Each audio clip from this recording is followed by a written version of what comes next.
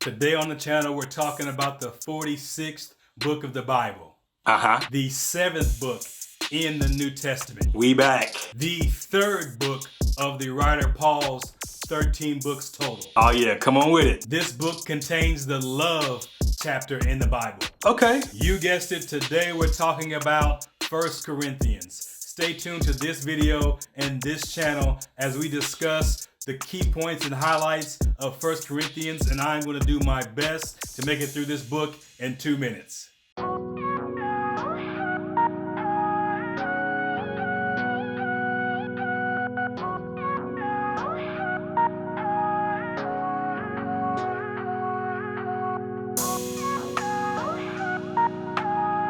What is going on, YouTube, and welcome back to Faith Like That, a Christian ministry that is dedicated to helping you live a clean life for Christ and to live that life abundantly.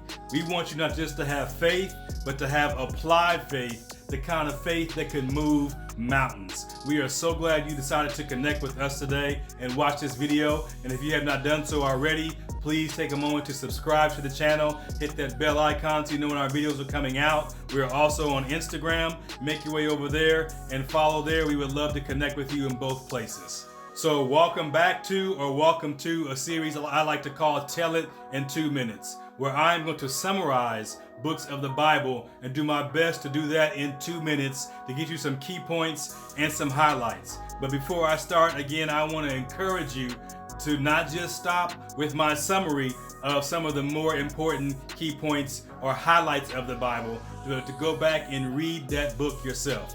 1 Corinthians is a great book with a lot of great information and a lot of context that could help someone in our modern day, at this point in history and time, with a lot of things we deal with in the church or just in society. So please do go back and read 1 Corinthians. Hit us on Instagram. There are verse of the day summaries there. Sometimes that will deal with 1 Corinthians, but it's always good to do that study yourself and to read for yourself to have that context. All right, so the book of 1 Corinthians, key points and highlights summary starting now.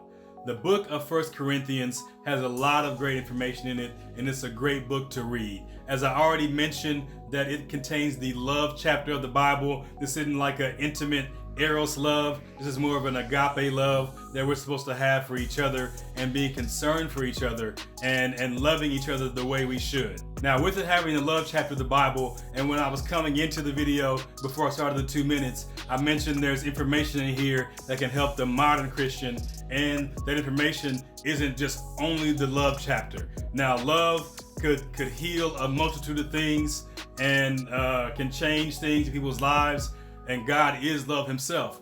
But I do want to share with you some other things about the book of Corinthians. The book of Corinthians is pretty much broken up into 2 sections. There's a section that Paul talks about the problems that he sees in the church or the corruption. There's also a section where Paul addresses questions that were posed to him in a letter, and he's answering those questions for those people that have asked them in the city of Corinth. So there are 7 problems or 7 corruptions that Paul is addressing in the letter to the Corinthians or the Corinthian church in 1 Corinthians. And I'll list them out to the side, and for the sake of time, I won't go into them individually, but these are the problems that he is addressing, that he spoke to them and wrote about in 1 Corinthians. And as you can see, some of these things are things that people deal with now. So if you're curious about any of those things and what he said, this is a good place to look. There was also 6 questions that Paul addressed in his letter back to the Corinthians that they actually asked him in a previous letter. And these are the 6 questions here. And as you can see, again, there are things that people still ask about and want to know and deal with in our modern context and want answers to. So if you want to know about those things, that is a good place to look.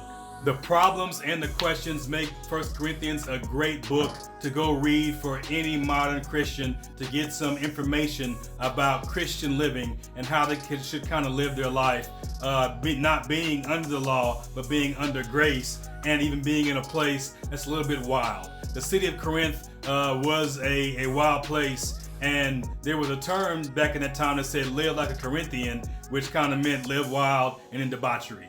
in America at times, people can get a little bit wild and do what they want to do and have a lot of different ideas that we may not see as moral, ethical, or right from our perspective. But again, we should be able to take what the Bible says about the way we should live and live that way. So much to say in so little time. I might need to rethink this 2-minute thing. It's tough to get through in 2 minutes. It's too much good stuff in there.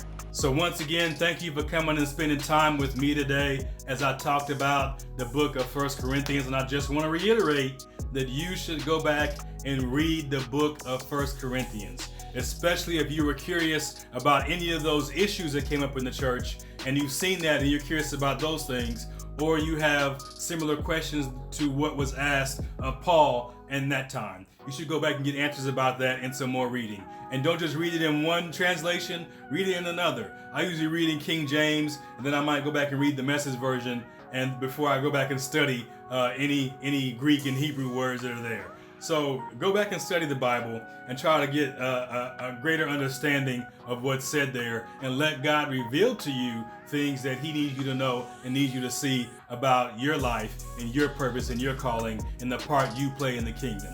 I am always excited when you come visit us on YouTube, on Instagram, or wherever it may be. And I just want to say again, if you have not done so, go ahead and connect with the channel. Hit that subscribe button, hit that bell icon, hit the like button. I know you liked it if you're still here. Go ahead and hit that like button. Make your way over to Instagram and find us there. We would love to connect with you there too. And again, thank you for coming out and spending this time. And until next time, you be safe, and we'll see you then.